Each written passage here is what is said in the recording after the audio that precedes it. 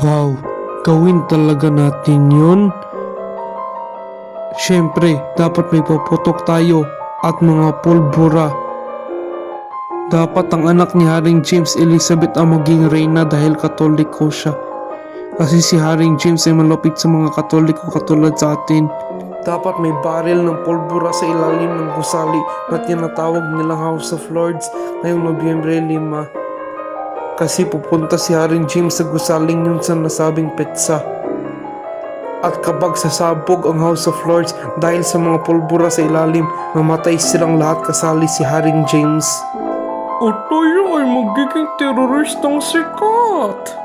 Tama siya. Alam mo si Haring James ay bading parte ng LGBT. Ibig sabihin, cool siya. Ha ha ha. Teka, ano? Hey, Robert Catesby, paano ako papasok sa ilalim ng House of Lords? Thomas Percy. Chuchu. Tanga! Hindi ikaw! Ay, naupahan ako na lagusan malapit sa House of Lords. At patungo yun sa House of Lords. 36 na baril ng pulbura ay ilagay doon at si Guy Fawkes pa lang sasabog sa mga pulburang yon. Payag ka ba, Guy Fawkes?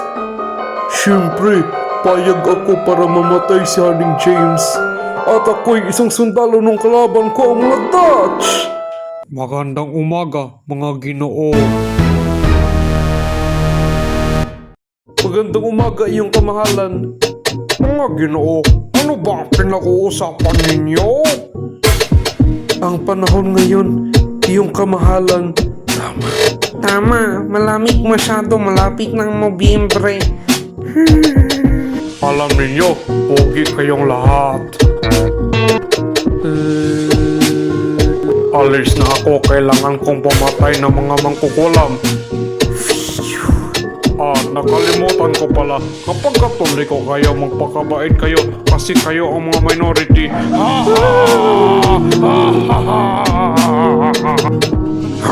Ang nervyoso ninyo talaga.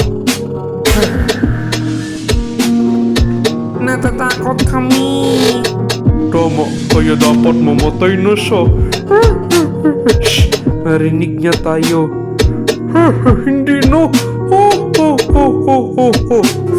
hours later. Magandang hapon, mga weirdong Ginoo. Haring James, at tumatawa ako kasi may naisip akong biro. Ano yon? Tralalero, tralala.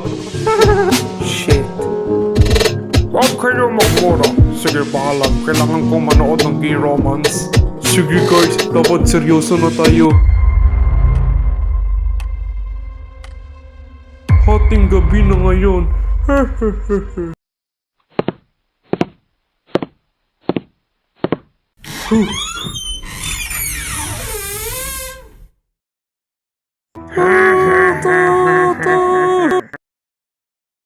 Buwisit! Maraming baril na may pulbura! Magandang balita, binaril nila si Robert Catesby at si Thomas Percy. Ito na Thomas Percy, tanga. Yay! Binitay nila si Guy Fawkes sa Enero 31, 16, taong 16. Pinahirapan nila siya bago siya binitay. Ito ang pirma niya pagkatapos siyang pinahirapan. Pinutol nila ang ari niya at sinunog nila yun sa harap niya. Kawawa talaga siya, pero mabuti hindi nasira ang House of Lords. Ha ha ha ha.